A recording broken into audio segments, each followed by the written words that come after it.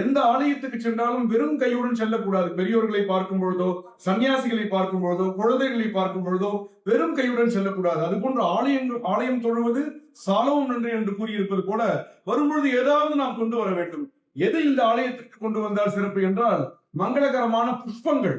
புஷ்பங்கள் தாங்கள் வீட்டிலேயே வளர்த்து கொண்டு வரலாம். தாங்கள் அதாவது சிகப்பு கலரோ, சிகப்பு நிறமோ, வெள்ளை நிறமோ, சத்துவராஜ தமோ குணங்கள் என்று கூறுவார்கள், மஞ்சள் நிறமோ அல்லது பச்சை இலைகளோ கொடுத்து அம்பாளுக்கு சேர்க்கலாம். நம்பர் 1. இரண்டாவது என்னவென்றால் இங்க அர்ச்சனை பண்ணக்கூடிய குங்குமமானது மிகவும் சிறப்பு வாய்ந்தது. நம்முடைய காளிகாம்பாள் குங்குமம்னாலே சொல்லுவாங்க அது ரொம்ப சக்தி வாய்ந்தது மட்டுமல்ல, மிக சிறப்பானது, மிகவும் தரம் வாய்ந்தது.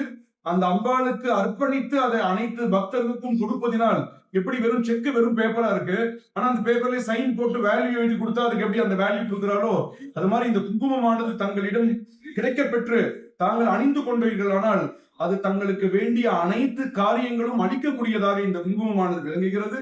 அது போன்று மஞ்சள், இங்க அபிஷேகம் செய்த மஞ்சள் கொடுப்பார்கள். குறிப்பாக குழந்தை பாக்கியம் வேண்டியவர்கள் இந்த மஞ்சளை நினைந்து இதை தினமும் உட்கொண்டவர்களானால் கண்டிப்பாக அவர்களுக்கு குழந்தை பிறக்கும் என்பது பல பக்தர்களின் அனுபவ உண்மை.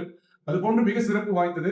செவ்வாய்க்கிழமை தோறும் ராகு காலத்தில் அம்பாளுக்கு விசேஷமான துர்க்கை அம்மனுக்கு இந்த ராகு கால பிரீதியாக விளக்கு தீபம் ஏற்றுவது, நெய்யிலோ நல்ல எண்ணெயிலோ ஏற்றுவது என்பது இங்கு வழக்கமாக. சிலர் எலுமிச்சை பழத்திலும் ஏற்றுகிறார்கள். ஏதாவது ஒரு கருவியை வச்சு அம்பாளுக்கு சேர்க்கிறது. தீபம்ன்றது என்னன்னா இந்த கனெக்டிவிட்டின்னு சொல்லுவாங்க. எப்படி போன்ல நம்ம கனெக்ட் ஒரு ஆப்னா கூட தொட்டாதான் கனெக்ட் ஆகும் பாருங்க.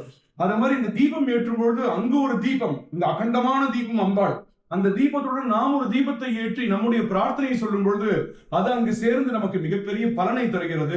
இது மிக சிறப்பாக இருக்கிறது. அது போன்ற அமாவாசை தோறும் நமது பிரத்யங்கிரா மகாகாளி பத்ரகாளி மிக சிறப்பாக இங்கு ஒவ்வொரு மாதமும் அமாவாசை தோறும் மாலை நேரத்தில் சிறப்பு யாகங்கள், அபிஷேகங்கள் நடைபெறுகிறது. அதே போன்று கார்த்திகை மாதம் 10 லட்சம் ஜபம் செய்து நாட்டிற்காக அது அர்ப்பணிக்கப்படுகிறது. இந்த பிரத்யங்கிரா யாகத்திலும் கலந்து கொண்டு அனைத்து விதமான நன்மைகளையும் பக்தர்கள் பெற்றுக் கொண்டிருக்கிறார்கள். தாங்களும் அடைய வேண்டும் என்று பிரார்த்திக்கிறோம்.